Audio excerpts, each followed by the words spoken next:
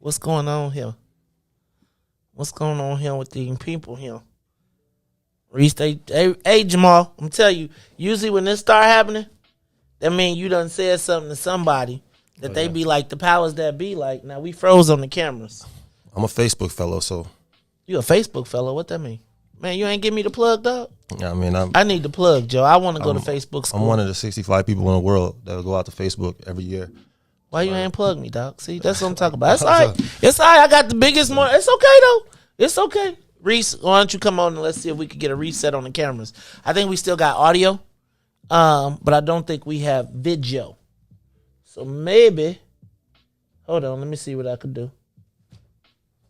Hold on. Let's see what we got here. It's the Maze Jackson show. And so while we waiting on Riis to get it together, I'm going to pull this next one. And I'm going to get Jahmal back on the cameras. Because I'm fresh like that. Oh, dang, you just killed that one and that one was on. Dang, Riis. That one was working. I was all good. Now, the other one ain't working. Oh, here go iPhone 6. I got that one. Let that one be. Look, you knocking over you getting ready to knock us over, man. They in the dark. They around here messing around, playing in the dark. Jahmal got. I'm about to take some shots. I'm about to put my vest back on. Uh-oh. I like that. He said he finna take some shots. Ain't no shots in here, bro. This the family. This the house. I'm talking about the online chat. The den? Yeah. Oh, the den. Hey, man, the den is the den. Look, y'all got them strapping back up. Riis, did the phones come back on? I ain't got the numbers. What was they? A 10 and a... Were they the 10s? So is it 10-10?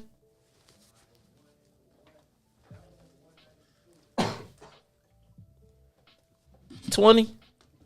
192-168. It's see, man. We good. Look, we gonna just do it like this. This one 21. Nope. No, we gonna stick with what we got. We'll go single screen from now. All right, y'all. It's the Maze Jackson show. I got Jahmal Cole in the building. Jahmal, hey man, you seem like you are steeled and prepared. Talk to me about what it's like to be Jahmal Cole, and wake up in the morning and somebody questioning your intent and your motive, right? Because sometimes, I'll be honest. Oh, let me back up. I was gonna tell you. So when I first really knew about you, besides Tennille being like, hey man, this is a young brother out here that's really more action than talk. He's actually doing a lot of the stuff that needs to be done in the marketplace. I had heard, but then I was told that perhaps this outreach that you were doing was also a new elevated version of a precinct captain's program, right? When you were going out knocking on people's doors. And I was like, man, it's genius. The Christmas lights, the doing all of those different things. It was a way to build a database. Like, and I'll be honest with you, when you first ran, if there is a show I did when I said, man, you probably had the infrastructure already built out to be political, right? Because you could dial up people and come. But one of the questions I ask is, have you ever worked in collaboration or in concert with any of the local officials? Because I was thinking, Rom told you was bigger than the alderman. I gotta imagine if any of the aldermen heard that, they'd be like, wait, what? You talk to me about that. Like, do you collaborate when you go into a community, or do you go over the community? Community organizing really is 101 is working with the community, getting there and doing your asset map to figure out what the community cares about and then how you can connect them. In Chatham, I'll go to the block club meetings, the, community group meetings and say, just listen, just spend a long time listening. And then when it comes to solution time, I'm really good at applying things really fast, what I learned. So if you guys, if there's helicopter lights and police car lights, let's put holiday lights. Let me go to every block club, every community organizing, every community group down King Drive.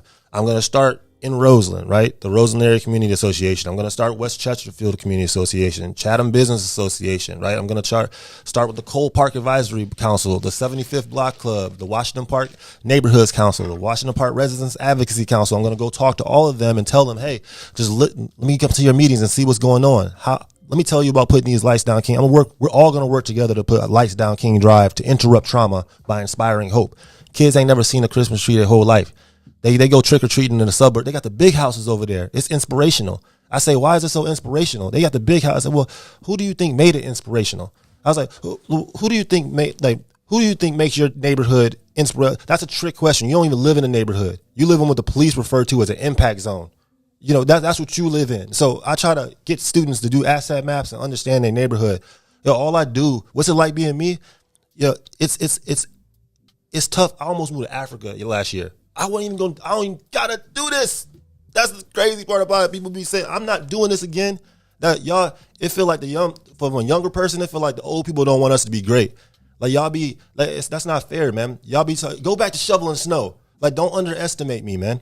Don't underestimate me. I think that's the biggest issue is like, we feel like y'all about to run us away. Like you can, it's power in being underqualified. What's it like to be me when you gave $2 million out just last year to small businesses, and then people try to say that you're not qualified? Man, you started an after school program with 15 high schools, put hella students through college. You ask a student, I go to Cole Park, I see a dude that's sleeping under the slide. He don't got no shoes on. I start playing ball with him. Yo, why don't you got no shoes? Oh, I got out of jail. Man, what they get you for, bro? Oh, man, I stole a car. Oh, man, you stole I've been reading about people like you. I've been seeing y'all on the news. What kind of car you steal? I stole a Mustang. Oh, for real? How'd you do it?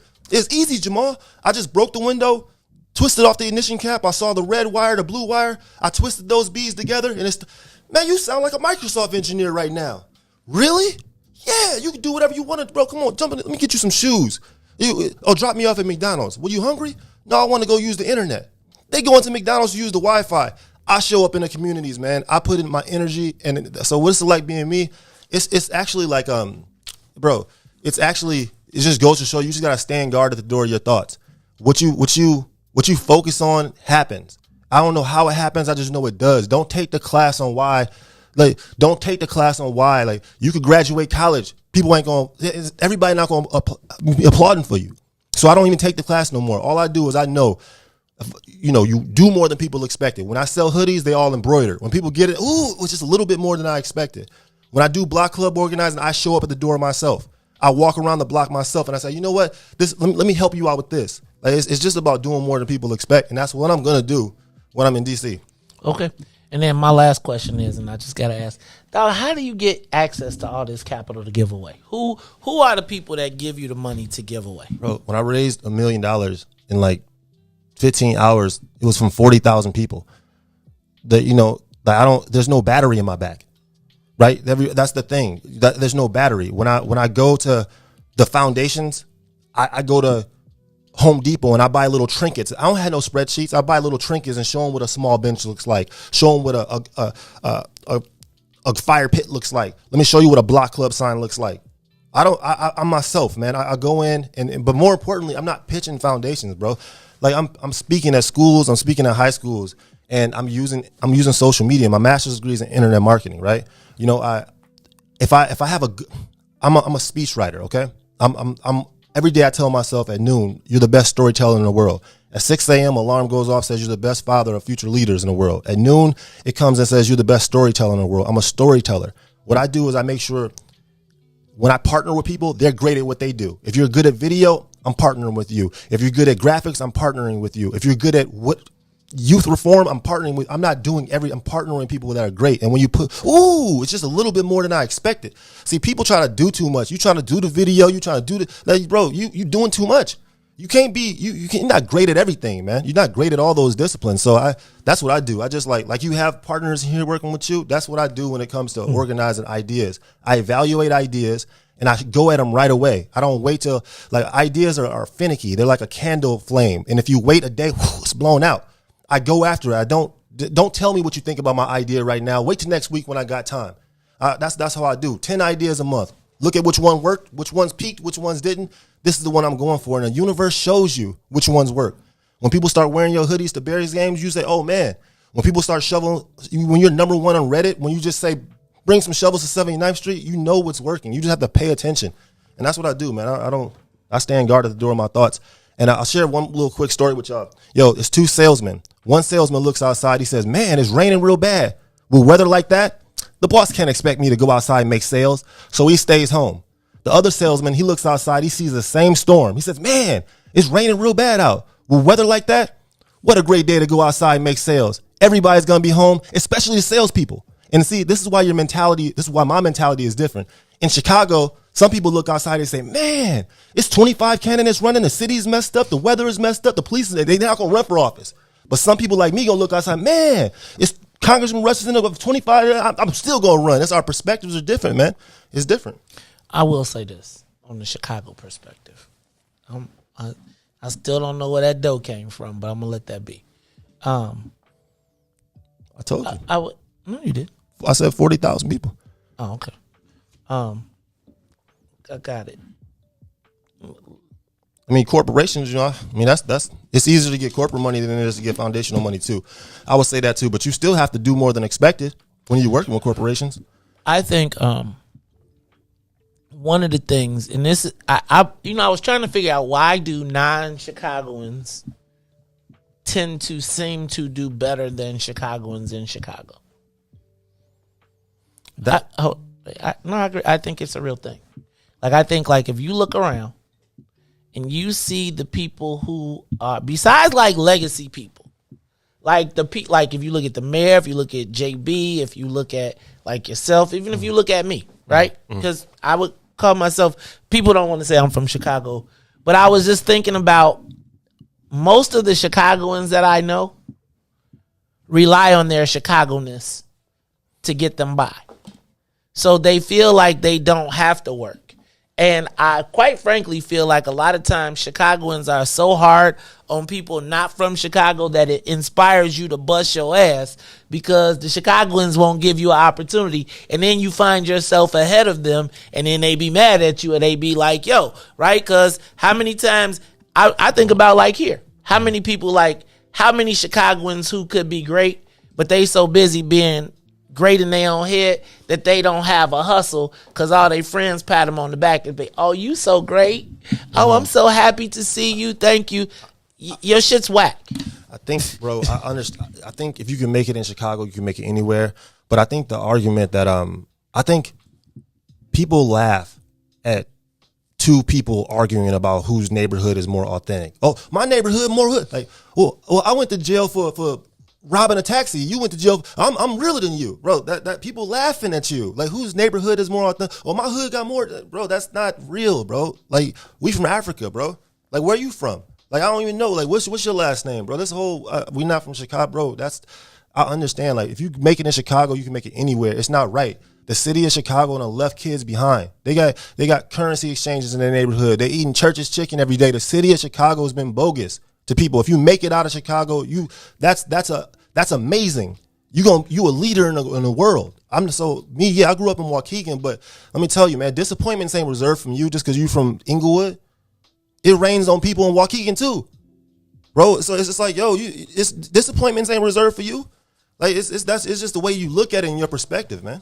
Hey, look, I'm gonna go to the phone lines. I got people on. We got anybody on the line? Give us a call. 872-259-7474. Also, I'm looking for a call from Tyrone Muhammad as well. Tyrone, I'm not calling you for Jahmal. I'm calling you because I want to know what happened down. I saw the paper and I know you was uplifting the people. But who's on the live line? Caller, you on the Maze Jackson show. We are talking to Jahmal Cole. He is running for Congress and he is the founder of My Block, My Hood, My City. What's up, caller? Hi, Mason. Are we on? Yes. What's up, Uncle Rosie? How you feeling, man? I'm feeling pretty good. I was listening, and I have been listening to the young man, and I think that I'm sort of surprised at his reaction to the questions that are very foundational for the organization, especially for the Black folk. And I think that perhaps we ought to look at political science is different than all aspects of other sciences.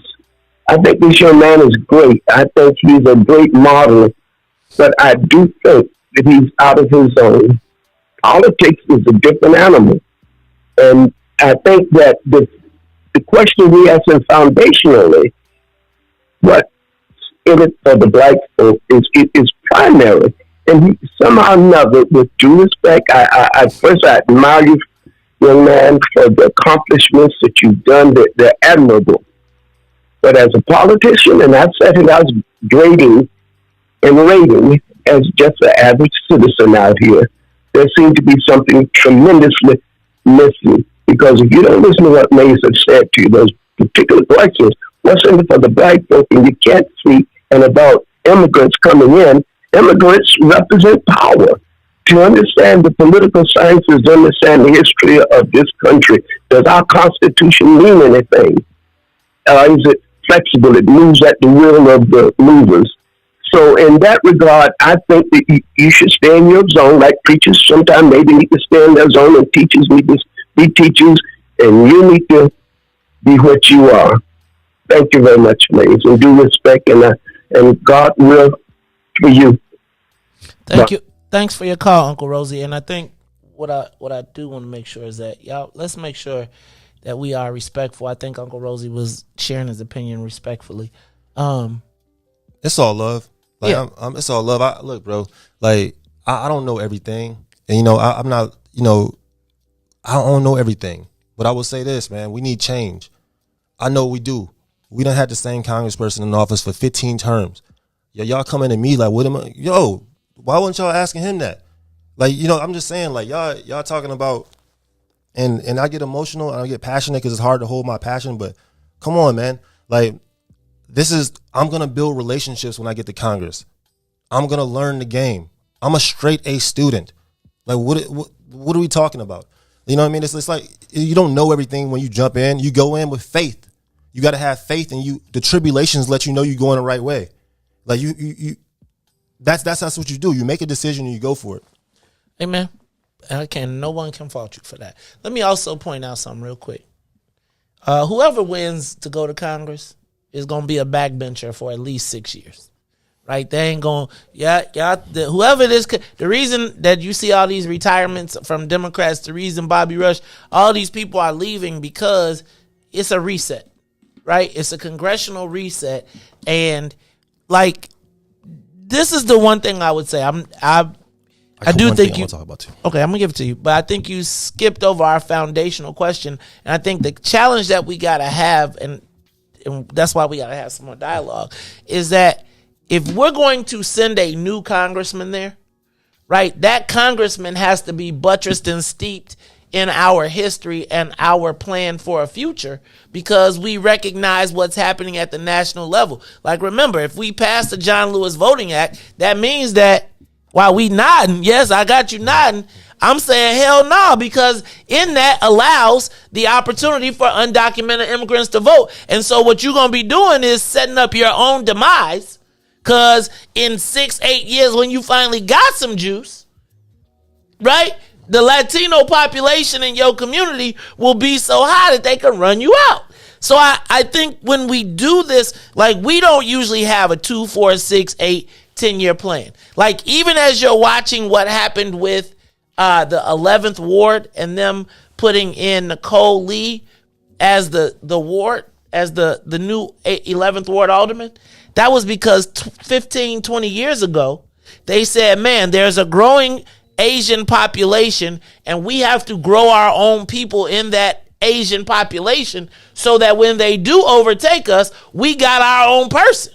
So they ain't coming to kill us. So I just think like we gotta be thinking about all of these slots on a larger level. Anybody else on that line? Call you on the Mays Jackson Show. Give us a call, 872-259-7474. Talk to Jahmal Cole. He is the founder of My Block, My Hood, My City, but he's running for Congress in the 1st Congressional District. What's up, caller? Hey, how you doing, Mays? I just want to say thanks for taking my call, and I want to say to Mr. Jahmal Cole, it does sound like he might be thinking a little bit, and he may be humbling himself a little bit. He's obviously a smart dude, but you got to recognize black people position in this country and all the things we've gone through, continue to go through, and we're pulling ourselves out of, and you can't forget the history. You know, it's a hell of a thing when you were raised by ignorant parents, their parents are ignorant, their parents before them were ignorant, and so are their other parents. So it's a lot that you have to consider when you're dealing with black people. So when you say you're willing to allow somebody that's illegal to vote, I think you just made a lot of people angry. You know, that's not something you do.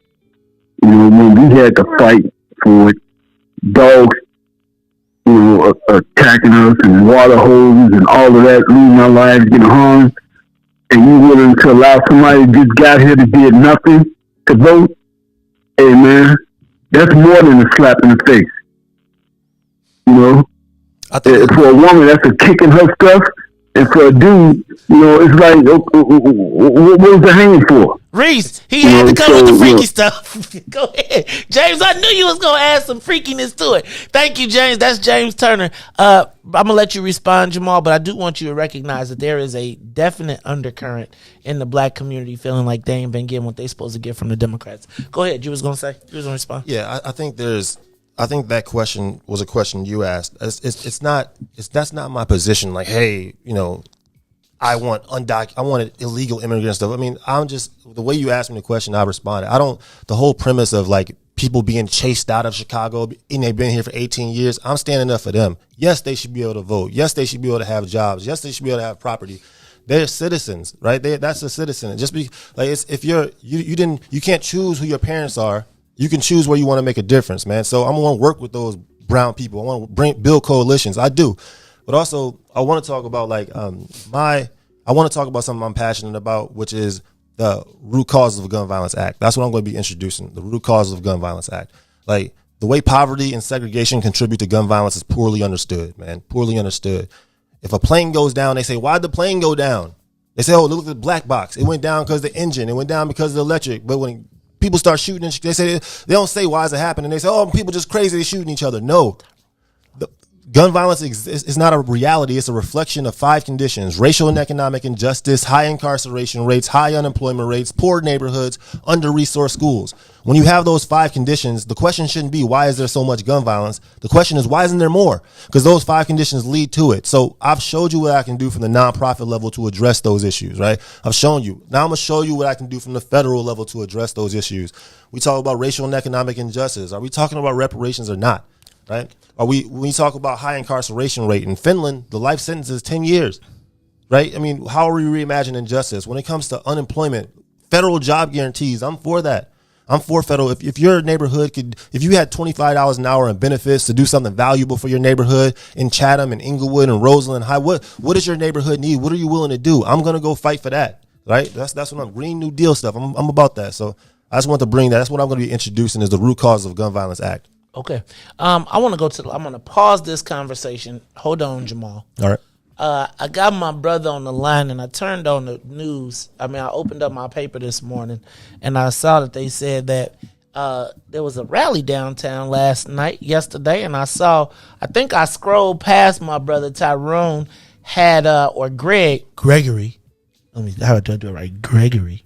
I think I saw them going downtown to support a march or a movement, but also wanted to make sure black folks was going on. And when I saw the paper, I was like, I don't know about this paper headline. So better than letting the paper tell us the story, why don't we talk to our own brother live from the streets? It is the president, the CEO, the corporate head. I don't know what they structure is. I don't know if he the 5-star general, whatever it is. He is the head of ECCSC, my brother Tyrone Muhammad. Tyrone, what happened yesterday, man? Paper got you all in the paper acting funny. What happened, huh? I can't trust when they write stuff. Talk to me. What's up, Maze? Hey, what's up, young brother? Jahmal Cole.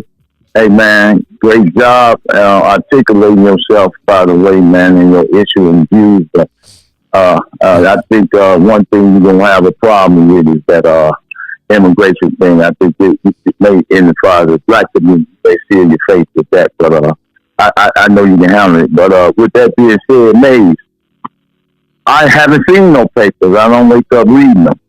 We create our own news. So, can you tell me what happened? And I can respond. What the paper said? Oh, the paper said that there was that y'all went down to the LGBT Trans Lives Matter movement march and caused some disruption. Hold on, I think I'll get you the headline in a minute if you want it. But I was just like, they said y'all went down there and caused a disturbance, and I was like, that don't sound like my brother Tyrone. It seemed like my brother Tyrone would be down there talking about the issues that impact black folks.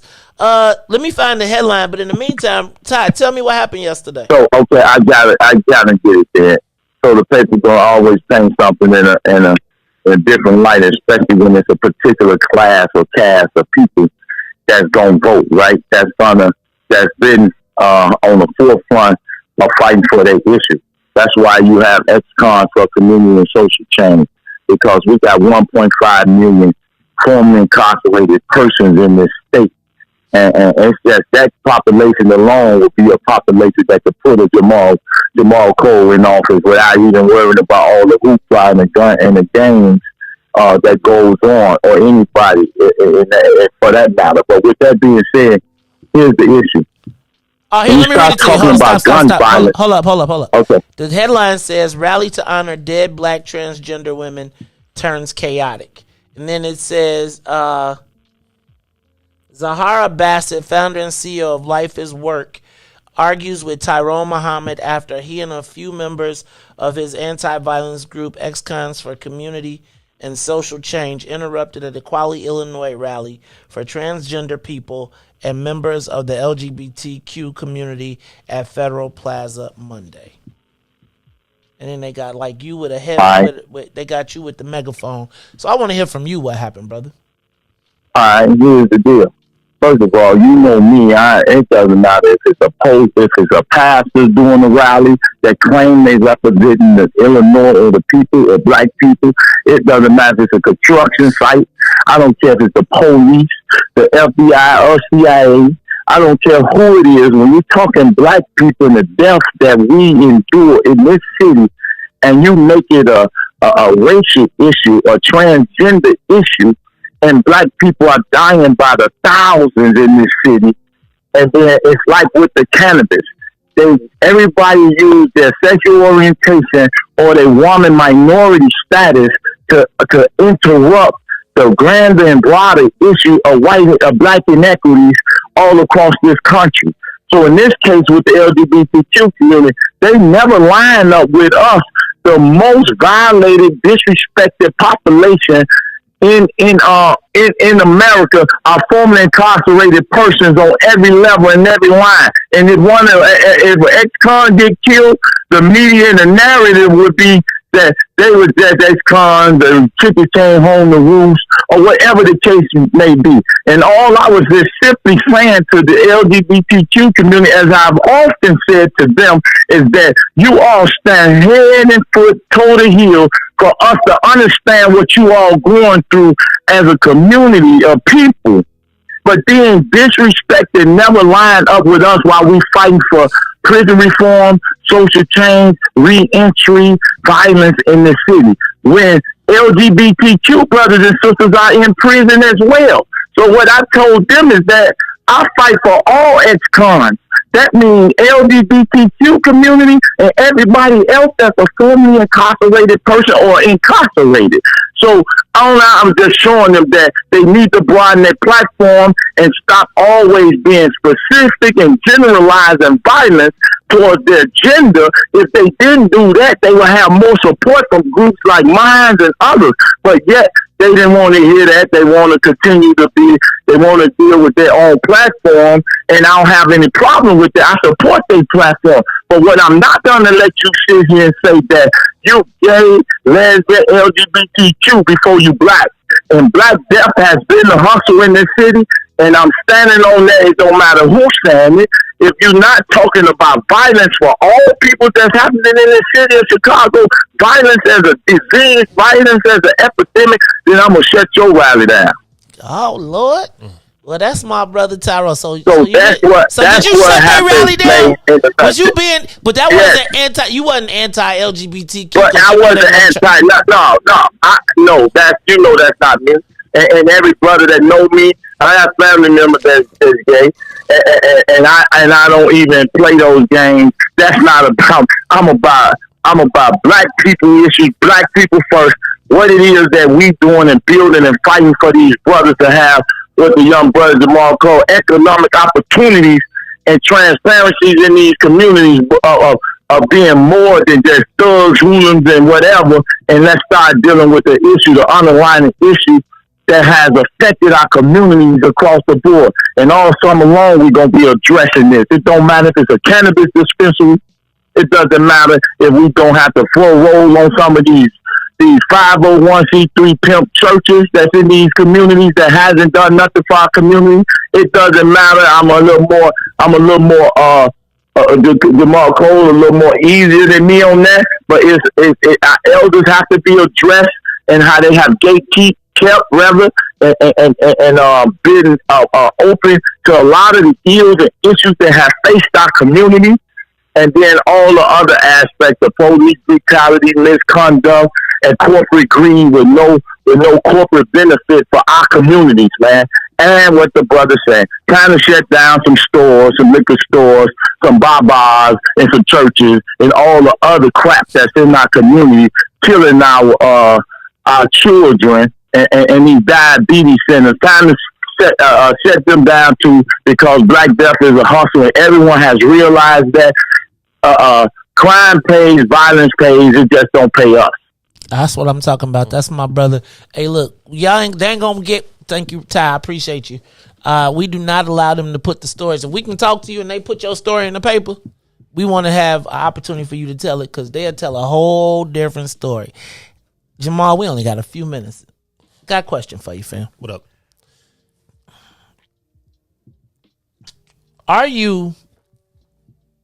Tell me your thoughts on the Democratic Party in general. Right now, it seems like black folks have become somewhat disgruntled. Joe Biden has got the lowest presidential polling in history. He's like under 40% at this point. Washington, D.C. is a shambles. You're just coming off of Trump. They talk black folks out of getting their self-interest. We took Kamala. Now we got Ketanji Brown Jackson, which I'm super excited about, but it really doesn't move the needle for black people. It's another symbolic win. She's going to vote. She's replacing a Democratic vote on the court for a Democratic vote. Yeah, she'll put some perspective to it, but it doesn't really move the needle. It does not seem as if the Democratic Party in and of itself has met the needs of black folks. And, you've been talking about, we've been doing the same thing. Well, Bobby Rush was a Democrat. Mm-hmm. Everybody that we've elected in our last 40 years have been a Democrat. I can't think of anybody, and even if you talked about doing something different, then you're going to be considered a traitor. Talk to me about the Democratic Party and how do you, I don't never see the Congressional Black Caucus sticking up for black issues per se, but how do you jibe with the Democratic Party of, first of all, in general, but then in Cook County and in Illinois? Yeah, I feel like there's in D.C. right now, in Congress, there's a more than a policy issue, it's a moral issue about how we're spending money with the budget. It's a big problem when you got to put your own money up to start nonprofits in Chicago, or your home's got to go into foreclosure when you start an after-school program like mine did, and we're giving out money for wars. There's a moral problem. Somebody has to make the argument. Somebody has to tell stories over policies. You can go screaming about whatever policy you want. You have to make it personal. And you can only do that if you've been on the block level talking to people. You can't just show up a month before the election and try to buy an election. You got to get out here and talk to the people. So that's what I'm going to do. And so how I feel about the Democratic Party, man, is I'm going to get there and build relationships with people. I can't wait. I can't wait to talk to people on both sides of the aisle. And I'm not, if you look at my history in Chicago, man, like I've always done what's right. I do what's right, and I do support black people. My whole Explorers program, man. You know, I don't even have to justify that. I just feel like, I think that's the same people say, oh, Obama didn't do enough for black people. Bro, like when people seeing you do that, you're inspiring them. You know, you're inspiring them to dream bigger than their surroundings. That's doing a lot. And so I think that, yeah, there needs to be policy changes, man, but it needs to be a moral shift. And that's something only that you have to get there. And like you said, 6 years, 8 years, however long it takes. Just, you know, be the first person in the meetings, be the last one out, listening, study, read, build relationships, have faith. And ultimately, if you keep on going forward, you'll get to where you're going to get to. Okay. I don't know if black people are patient right now. I think that they've been told wait, they've been told hold up, they've been told I gotta push back on the Obama piece. I get the inspiration, but there's also beyond inspiration, there's the ability to actually use the power of incumbency. I don't know that black people specifically benefited from his presidency. I don't know if he's taken any specific actions. Everybody can tell me about what he did. Beyond inspiration, he was inspirational for white folks too, right? It gave them an out to not be racist. But I guess my question becomes, like, what were the tangible outcomes? I look back and I say we lost every competitive grant during the Obama. Illinois lost every competitive grant. If you drive to Texas right now, you see the expressways, they got their whole highway system rebuilt during the George Bush era, right? I think of Congressman Dan Rostenkowski always bringing something back, new street lights, new L's, new repairs, new whatever. And I don't know that we saw that. I know we got the finger wag. I know we got told to get up off our couch and kick our slippers off. I know we got Amazing Grace in the face of Dylan Roof being murdered.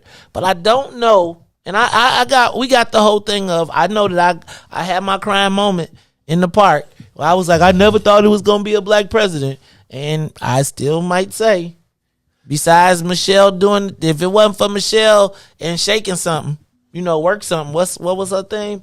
I'm not sure that we want that audacity of hope. I'm telling you, man, this answered a lot of your questions, man. Mm-mm. When he did the organizing in Altgeld Gardens around asbestos issues and used the I see that as him hijacking somebody's.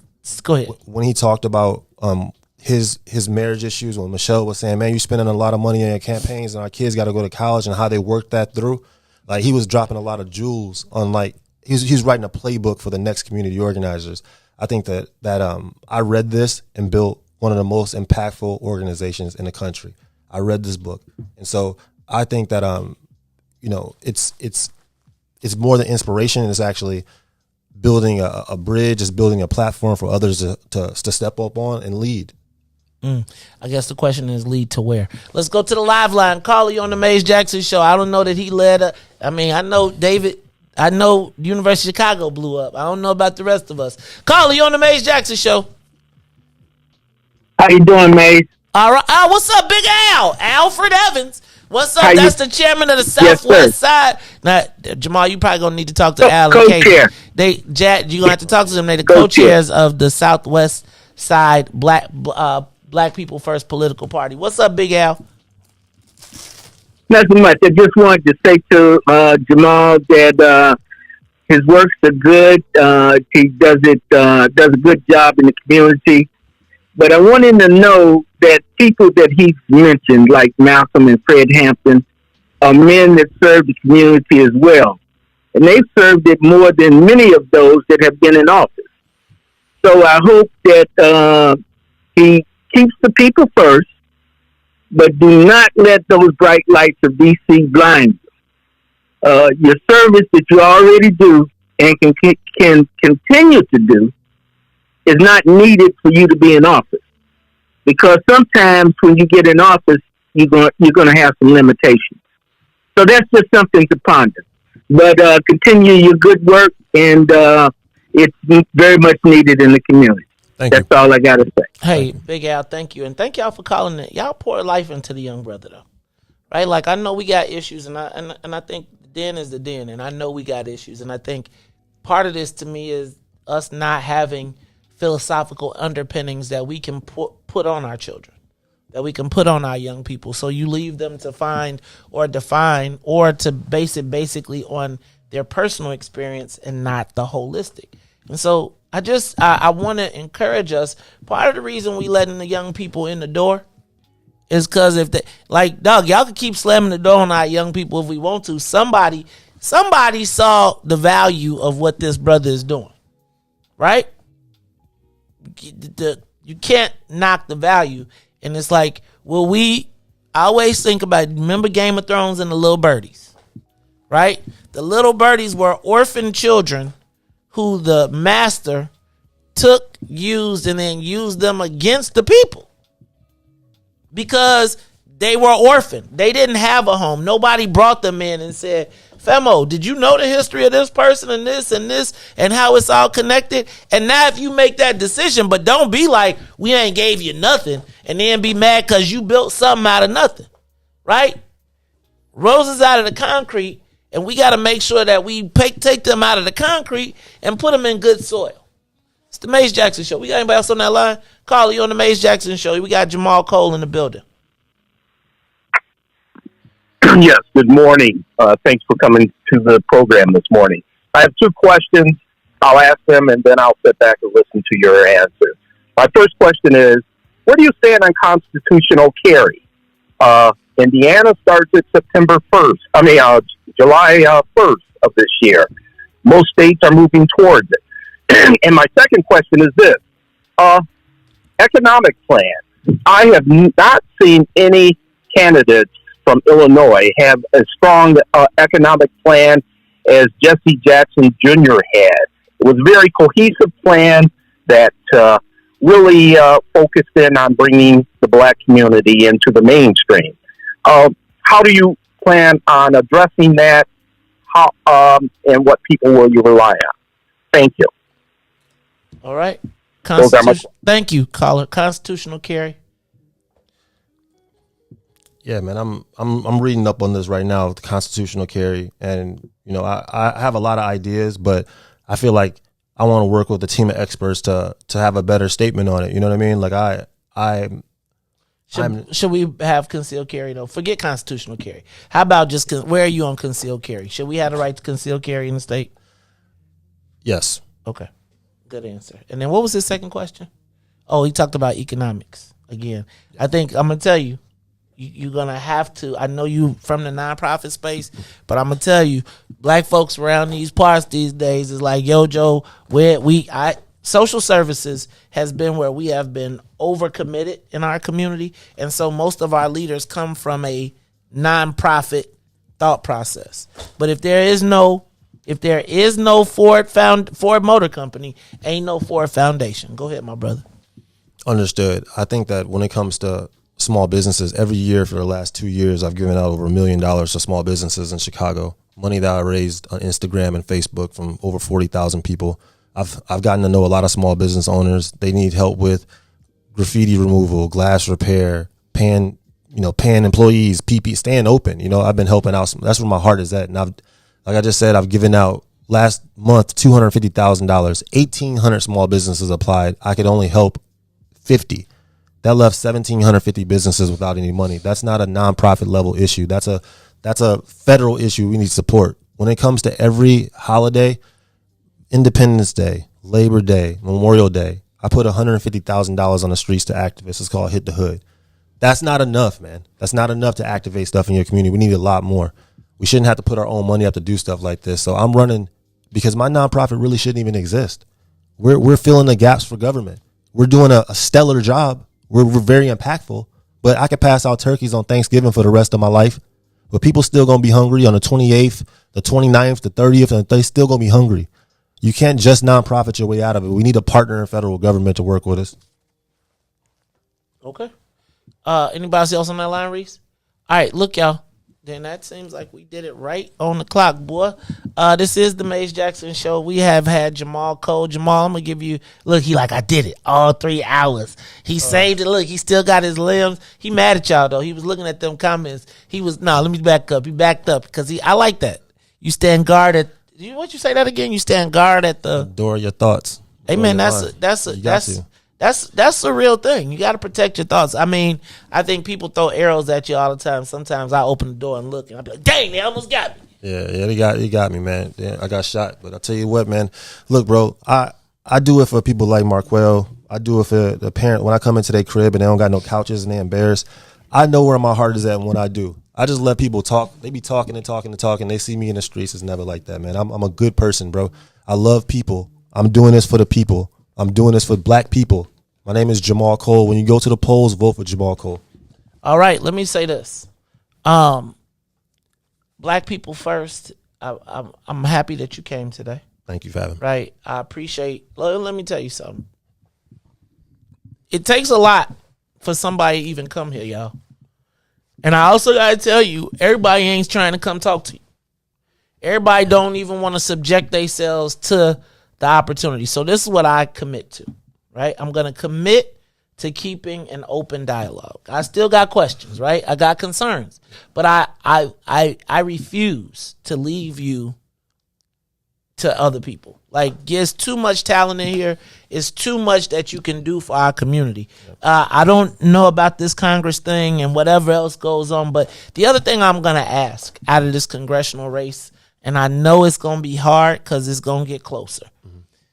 I'm going to ask y'all not to create generational rifts in this race that keep us fractured for the next 20 years. We do not need this race to turn into Harold Washington versus Tim Evans versus Gene Sawyer, and the person that comes out is a sellout or whatever. Like, do me a solid, right? Because can I tell y'all, here's the crazy part.